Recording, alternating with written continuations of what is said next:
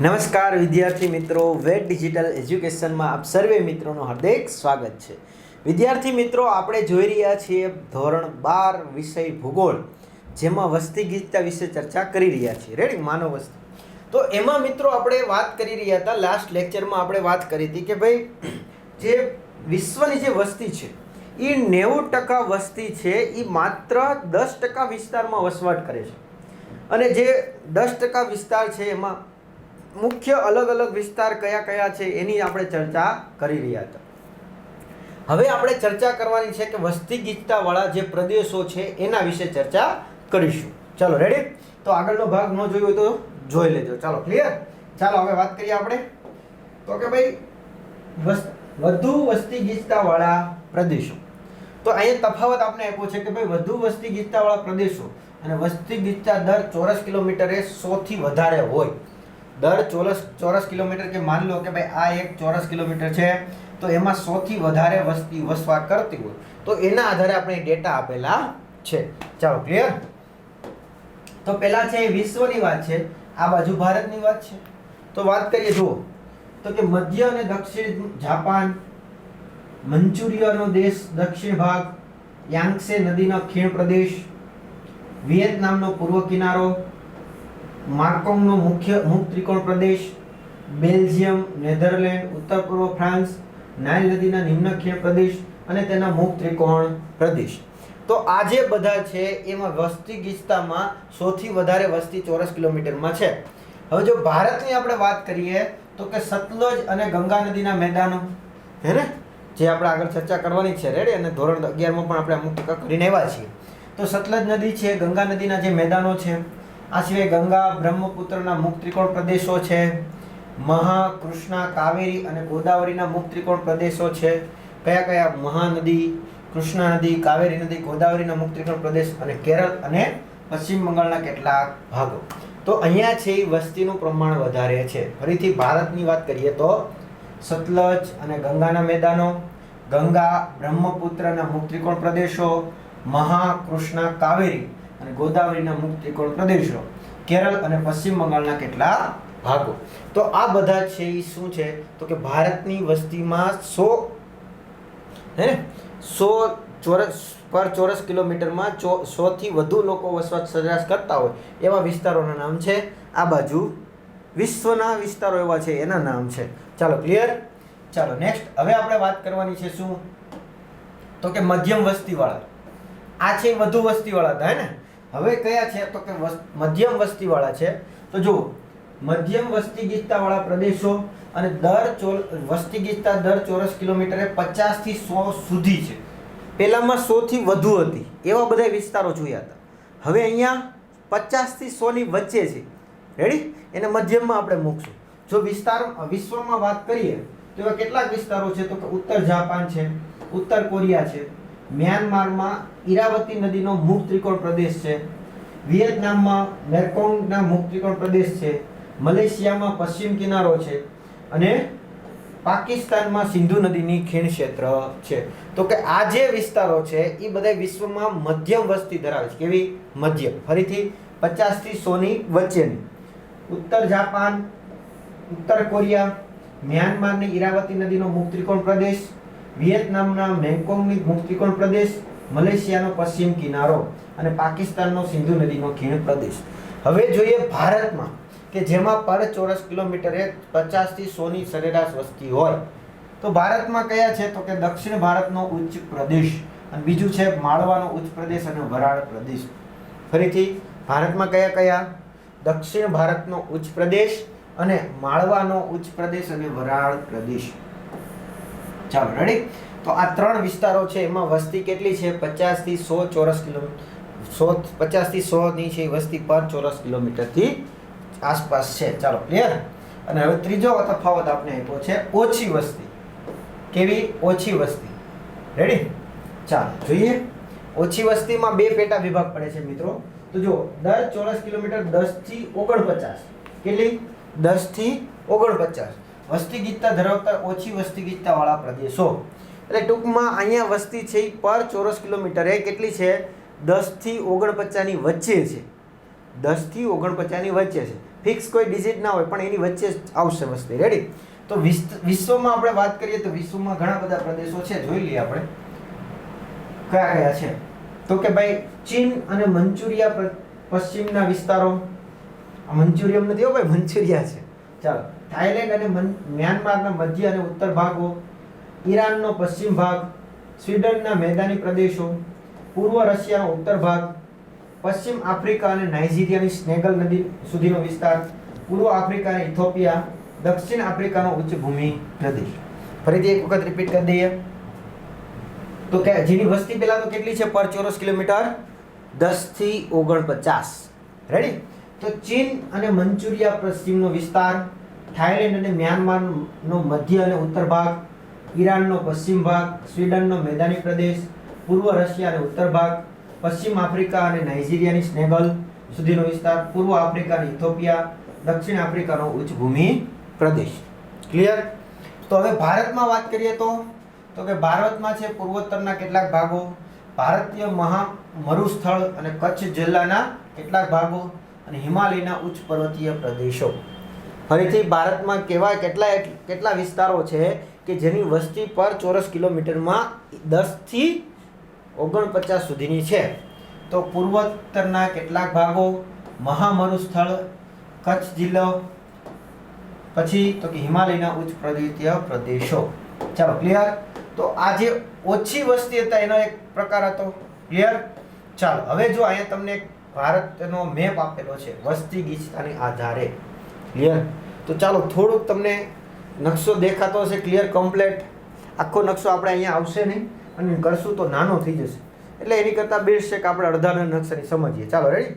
હા, કરું સુધી જશું એટલે આપણે ઇઝીલી સમજાઈ જાય. તો જુઓ, અને બાકી તમારી પાસે ચોપડી તો છે જ. આ એક વખત રિપીટ કરી દઉં છું. તમારે કયા યાદ રાખવાના છે હું તમને આગળ ડેટા કહેતો જઈશ. અત્યારે ખાલી તમે જસ્ટ સાંભળો, સમજો એ બધું. રેડી? ચાલો, હવે આ બાજુ પાકિસ્તાન આવ્યો છે અને આ બાજુ ચીન છે. તમને ખ્યાલ હશે.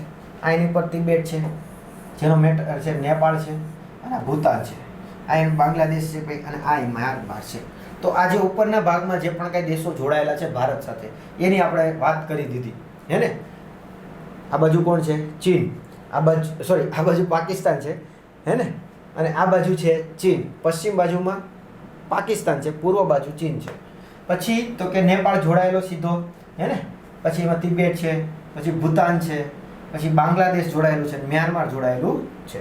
તો જુઓ, વસ્તી આપી છે. જો કે હવે મિત્રો ભારત, જમ્મુ કાશ્મીર અને લદ્દાખ બંને અલગ કેન્દ્રશાસિત પ્રદેશ છે, પણ જ્યારે 2011ની વસ્તી પ્રમાણે ભેગા હતા ત્યારની ડેટા આપેલા છે. ચાલો, રેડી? પછી હિમાચલ પ્રદેશ એની કેટલી છે? 123, જમ્મુ કાશ્મીરનું 124, પંજાબની 550, ચંદીગઢ છે એની 9252 છે. હે ને? ઉત્તરાખંડની છે 189, હરિયાણાની છે 573, દિલ્હીની છે 11297, વધારે પડતી દિલ્હીની છે ભાઈ. રાજસ્થાનની 201, ગુજરાતની વસ્તી ગીચતા કેટલી છે? 308, ઉત્તર પ્રદેશની 828, મધ્યપ્રદેશની 236, બિહારની 1120, ઝારખંડની 414, છત્તીસગઢની 189, પશ્ચિમ બંગાળની 1029, સિક્કિમની 86 છે, આસામની 397, મેઘાલયની 132, અરુણાચલ પ્રદેશની 17, ઓછી છે ભાઈ. સૌથી ઓછી વસ્તી ગીચતા ક્યાં છે? અરુણાચલ પ્રદેશમાં સૌથી ઓછી. અને કેન્દ્ર શાસિત પ્રદેશ જોવા જઈએ તો દિલ્હી છે. રેડી? ચાલો, નાગાલેન્ડની 119, મણિપુરની 122, મિઝોરમની 52, ત્રિપુરાની 350. ચાલો, રેડી? એટલી આગળ વધીએ આપણે. બધી યાદ ના રાખતા મિત્રો, હું તમને જણાવીશ, ટેન્શન ના લેતા. ચાલો, રેડી? પછી આપણે મહારાષ્ટ્ર બાકી છે ને, તો મહારાષ્ટ્રની 365, ઓડિશાની 269, છત્તીસગઢની 189 આવી ગઈ હતી, આંધ્રપ્રદેશની 308, જો કે હવે એમાંથી તેલંગાણા અલગ પડી ગયું છે, કર્ણાટકની 394, કેરળની 859, તમિલનાડુની 555, આ પોંડિચેરી કેન્દ્રશાસિત પ્રદેશ છે તે 2598 છે, અને લક્ષદ્વીપ ટાપુ જે છે એમાં 2013, ગોવા છે એમાં 394 છે. ક્લિયર? દાદરા નગર દીવ દમણ જે 2169 છે. ચાલો, ક્લિયર? તો આ રીતના આ બધી આ જે છે ભાગી જે પૂર્વ ભાગમાં છે બંગાળની ખાડી છે અને પશ્ચિમ ભાગમાં અરબ સાગર છે. અને આપણે ભારતનો સમુદ્રી માર્ગે જોડાયેલો દેશ કયો છે? શ્રીલંકા.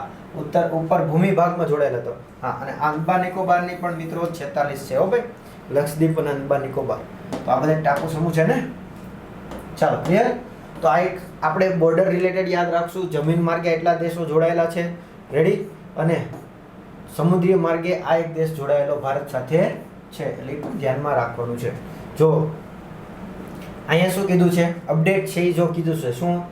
આ ચાર્ટ છે એ 2011નો છે, નકશો છે એ 2011નો છે, પણ આંધ્રપ્રદેશમાંથી તેલંગાણા અલગ થયું તે પહેલાની સ્થિતિ છે, અને જમ્મુ કાશ્મીર અને લદ્દાખ છે અલગ થયા પહેલાની સ્થિતિ છે.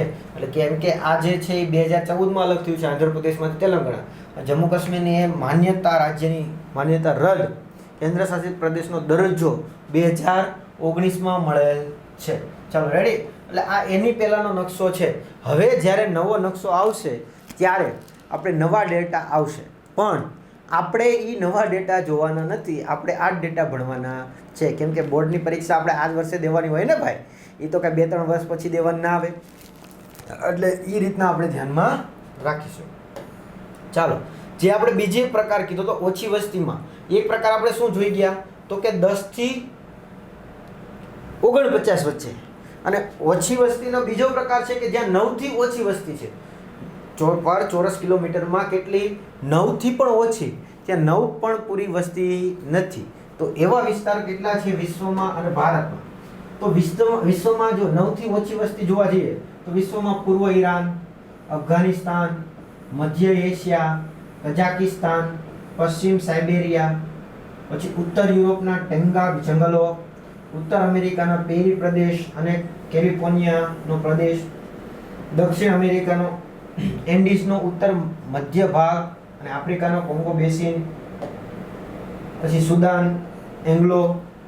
એંગોલા છે, પછી ઝિમ્બાબ્વે, ઝામિબિયા પ્રજાસત્તાક, ઓસ્ટ્રેલિયામાં પૂર્વ અને દક્ષિણ પૂર્વના ભાગો. તો આ બધા વિસ્તારો છે કે જ્યાં વસ્તી પર ચોરસ કિલોમીટરમાં 9 થી પણ ઓછી વસ્તી છે. કેટલી? 9 થી પણ ઓછી વસ્તી છે. 9 થી ઓછી ગમે એટલી હોય. રેડી. ચાલો, તો આટલા આવશે. ફરીથી એક વખત આપણે રિપીટ કરી દઈએ.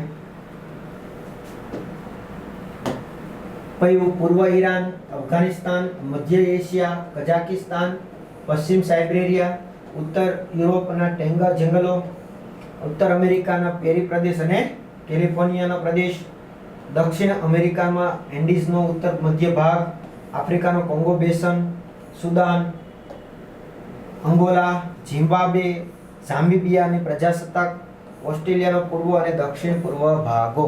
રેડી. તો આ બધામાં 9 થી પણ ઓછી વસ્તી જોવા મળે છે. તો શું ભારતમાં એવા વિસ્તારો છે? તો કે યસ છે. કેટલા? કયા કયા? તો કે લાહુલ અને સ્પીતિ. લાહુલ અને સ્પીતિ જે હિમાચલ પ્રદેશના છે, તથા લદ્દાખ છે. રાજસ્થાનમાં બીકાનેર, બાડમેર અને જેસલમેરના કેટલાક ભાગો છે. કચ્છ જિલ્લાના કેટલાક ભાગો, મણિપુર, ત્રિપુરા, નાગાલેન્ડ, મેઘાલય, મિઝોરમમાં ગાઢ જંગલોના ક્ષેત્રો અને ઉત્તર પૂર્વીય અરુણાચલ પ્રદેશ. ફરીથી તો કે લાહોલ અને સ્પીતિ, પછી અને લાહોલ, સ્પીતિ અને લદ્દાખ, પછી રાજસ્થાન, બીકાનેર. રેડી. આ સિવાય કચ્છ જિલ્લાના કેટલાક ભાગો, મણિપુર, ત્રિપુરા, નાગાલેન્ડ, મેઘાલય અને મિઝોરમના ગાઢ જંગલ ક્ષેત્રો અને ઉત્તર પૂર્વીય અરુણાચલ પ્રદેશના વિસ્તારો કે જ્યાં વસ્તી છે એ 9 કરતાં પણ ઓછી છે. તો ઇન શોર્ટ આપણે જે ચર્ચા કરી એ વસ્તી જે ભારતના અલગ અલગ વિસ્તારો જે છે એમ કીધું ને કે ભાઈ આપણે જે વાત કરી કે જે વસ્તી 90% વસ્તી છે એ 10% વિસ્તારમાં વહેંચાયેલી છે. તો કઈ રીતના 90% વસ્તી છે એ 10% વિસ્તારોમાં વહેંચાયેલી છે? તો એમાં જે પહેલો આપણે તફાવત જોયો એમાં વસ્તી કેટલી જોઈ તો કે જે પર ચોરસ કિલોમીટર હોય એમાં, પર ચોરસ કિલોમીટર હોય એમાં કેટલી? તો કે આ જે પર ચોરસ કિલોમીટર છે એમાં 100 થી વધુ હોય. કેટલી? 100 થી વધુ હોય. આટલી વસ્તી પર ચોરસ કિલોમીટરમાં વસવાટ સરેરાશ કરતી હોય એવા વિસ્તારોને વિશ્વના દ્રષ્ટિએ વાત કરી અને ભારતના સેન્સમાં વાત કરી. નેક્સ્ટ એવી રીતના આપણે બીજા કઈ વાત કરી તો કે ભાઈ 100 થઈ ગઈ. હવે 50 થી 100 ની અંદર હે ને પર ચોરસ કિલોમીટર વિસ્તારમાં 50 થી 100 ની વચ્ચે કે કોઈકમાં 50 થી વધુ હોય, કોઈકમાં 100 થી ઓછી હશે. રેડી? એટલે બેની વચ્ચે કોઈ પણ આંકડો આવશે. તો આ છે વિશ્વના કેટલાક વિસ્તારો છે અને કેટલાક ભારતના વિસ્તારો છે. રેડી? 2 થી 3 વખત વાંચી લેવાના એટલે જસ્ટ તમને ખ્યાલ આવે. બરોબર? યાદ રાખવાની કોઈ જરૂર હાલમાં નથી, હું તમને કહીશ. પછી ઓછી વસ્તી છે ને એમાં મિત્રો બે પ્રકાર પડે છે. કેટલા? બે પ્રકાર. તો એમાં જો એક પહેલો પ્રકાર કેટલો કયો છે તો કે આ જે પર ચોરસ કિલોમીટર છે એમાં કેટલી વસ્તી હશે તો કે 10 થી 49 વસ્તી હશે. તો આનો સમાવેશ શેમાં થશે? ઓછામાં વસ્તી ગીચતામાં જ થશે. કોઈકમાં 10 થી વધુ 10 અથવા 10 થી વધુ હોય, કોઈકમાં 49 થી એનાથી ઓછી હશે. અને બીજો પ્રકાર જે પડે છે એ કયો પડે છે તો કે જેમાં વસ્તી છે એ 9 થી ઓછી છે. પર ચોરસ કિલોમીટરમાં વિસ્તારમાં 9 થી ઓછી છે, અમુકમાં વસ્તી જ નથી. રેડી? પર ચોરસ કિલોમીટરમાં અમુકમાં વસ્તી જ નથી, તો 9 થી ઓછી છે અને 10 થી 49 ની વચ્ચે પણ છે. તો આ બેનો સમાવેશ ઓછી વસ્તી ગીચતામાં થાય છે. પછી અહીંયા તમને સરસ મજાનો આપણો ભારતનો નકશો આપ્યો છે જે 2011 પ્રમાણે છે. કયા રાજ્યની કેટલી વસ્તી ગીચતા છે એ તમારે જોવાની છે. રેડી? આ થોડીક એક બે વખત વાંચવી જેથી કરીને આંકડાઓ છે એ તમારા મગજમાં થોડા સેટ થાય. રેડી? ઘણા વિદ્યાર્થીઓ કહેતા સર અમને આંકડાકીય માહિતી બહુ ઓછી યાદ રહે છે. તો એના માટે તમારે શું કરવું જોઈએ? તો એના માટે એક જ રસ્તો છે મિત્રો કે ભાઈ આંકડાઓને વધારે વધારે આપણે વાપરવા, વાંચવા, એને બોલવાનો પ્રયત્ન કરો તો તમને યાદ રહેવાની શક્યતા વધશે. રેડી? તો સૌથી વધુ કોની છે, સૌથી ઓછી કોની છે એ બધી આપણે ચર્ચા કરવાની છે, પણ એ જસ્ટ તમને એક આપી છે. પણ હજી કહું છું કે આ જે ડેટા છે એ કઈના આધારે છે તો કે 2011ની વસ્તી ગણતરીના આધારે. અને આપણે બોર્ડમાં પણ કયા પૂછાશે તો કે એ જ પૂછાશે. આપણે નવી વસ્તી ગણતરીને ધ્યાનમાં અત્યારે લેવાની થતી નથી. ચાલો, ક્લિયર? તો એમાં પછી હજી કહું છું આંધ્રપ્રદેશમાંથી તેલંગાણા અલગ થઈ ગયું છે. જમ્મુ કાશ્મીર અને લદ્દાખનો રાજ્યનો દરજ્જો રદ થઈ ગયો છે, કેન્દ્ર શાસિત પ્રદેશ બની ચૂક્યો છે. રેડી? તો એ પણ માહિતી છે ને આ બીજો એનો પ્રકાર છે કયો તો કે 9 થી ઓછી વસ્તી ગીચતા. તો એની ચર્ચા કરી. હવે આપણે જોવાનું છે વસ્તીનું કદ, જેની ચર્ચા મિત્રો હવે આપણે આવતા લેક્ચરમાં કરીશું. તો આ વિડીયો લેક્ચરમાં આપણે અહીંયા સુધી રાખીએ. Thank you. જય હિન્દ, જય ભારત. અસ્તુ.